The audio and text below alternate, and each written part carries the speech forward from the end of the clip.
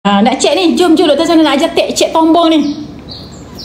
Kita cek tombol jom. Okey, hujung jari. Ni nampak jari ni. Okey, Kak Maria dah buat macam ni, Syam dah buat macam ni. Okey. Masukkan ke dalam Miss V. Masukkan jari kita ke dalam lubang kita.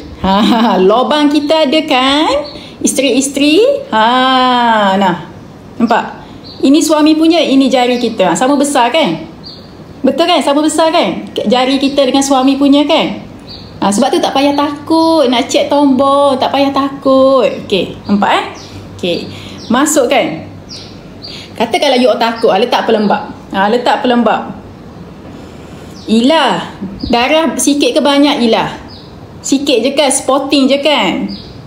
Kalau tak banyak, relax je Ilah. Macam tu lah picos. Okey, letakkan pelembab. Letakkan pelembab atas jari. Nampak? Nampak tu Tuan Azimah letak pelembab.